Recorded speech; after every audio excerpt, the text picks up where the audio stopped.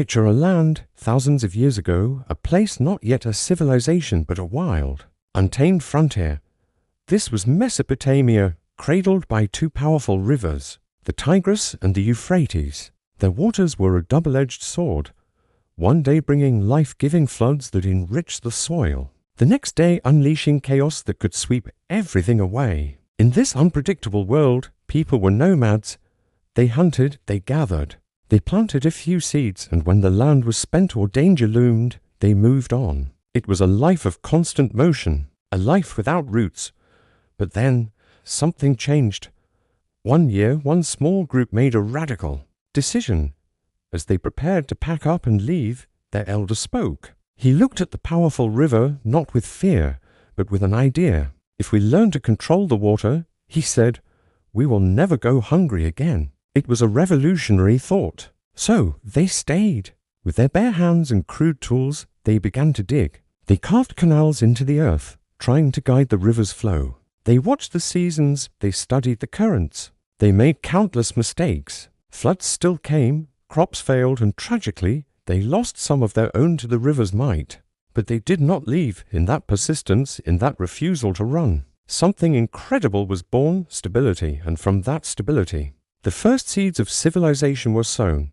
Their small settlement grew, and over generations, it became the legendary city of Uruk. For the first time, they had more than enough food. The granaries overflowed with wheat, and this surplus gave them something even more precious than grain. It gave them free time, and with free time came a new human activity, thinking. In Uruk, life became complex. Not everyone had to be a farmer anymore. Some people became potters, shaping clay into vessels. Others became builders, raising homes and walls. Some stood as guards, protecting the city, while others became accountants, keeping track of the harvest. This new way of life required organization. A leader was needed to make decisions, a priest to guide their spiritual lives, and a central storehouse to manage their collective wealth. To protect this newfound prosperity, they built massive walls. To honor their gods, they erected towering temples called ziggurats. Uruk was no longer just a place to survive. It became a city, with a name, with clear boundaries, with a shared identity. It became a home. As the city grew, so did its problems. How do you remember who brought in how much grain? How do you keep track of wages and goods? The answer came from the very earth they farmed. It began with simple marks pressed into wet clay tablets. A symbol for wheat, a tally for sheep, a sign for a worker's name. A new profession was born, the scribe. Sitting near the temple, a scribe would hold a sharpened reed and meticulously press these symbols into the clay. He probably thought he was just doing his job, just keeping records. He had no idea that he was opening the door to history itself. Over centuries, these simple pictographs evolved. The marks became more abstract, representing sounds and ideas. They became words, and with words, you could record more than just inventory. You could write down laws, you could share epic stories, you could compose prayers to the gods. The people of Mesopotamia became the first civilization to develop a system of writing, the first to leave a permanent record, the first to look at the vast expanse of time and declare, we were here. With the growing city came new challenges. People lived closer together than ever before, and with that came conflict. The leaders, the kings, realized that ruling by force alone was not sustainable. They needed a higher authority. They looked to the heavens, believing that gods ruled the earth and that the king was their chosen representative. To bring order to the chaos of human interaction, they created law.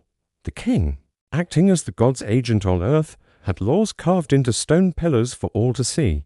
These codes, like the famous code of Hammurabi, were clear. If you steal, if you harm another, if you cheat someone, there will be consequences. The law wasn't always perfectly just by our standards today, but it was a monumental leap forward. It was the beginning of society governed by rules, not by whim or brute strength. The story of Mesopotamia is not the story of one single empire. It's a grand relay race of civilizations. After the Sumerians came the Akkadians, who built the world's first empire. Then came the Babylonians, famed for their laws and astronomy. Then the formidable Assyrians, Masters of warfare and engineering, each new power built upon the foundations of the last. Languages shifted and rulers changed, but the core innovations remained. The cities endured. Writing was passed down and adapted, and knowledge continued to grow.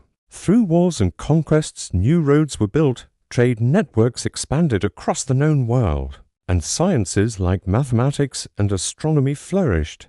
So, when we think of how civilization began, we see it wasn't forged in a single moment of genius or by the sword of a great conqueror. The magnificent civilization of Mesopotamia was built first by ordinary people who chose to stay. It was built with water, with mud, and with an incredible capacity to learn from failure. From humble clay, they raised the first city, inscribed the first word, and established the first law. And from that fertile ground, the incredible story of us, the story of civilized humanity, truly began. Thank you for watching. If you found this journey back in time fascinating, please like this video and subscribe for more stories from our shared past.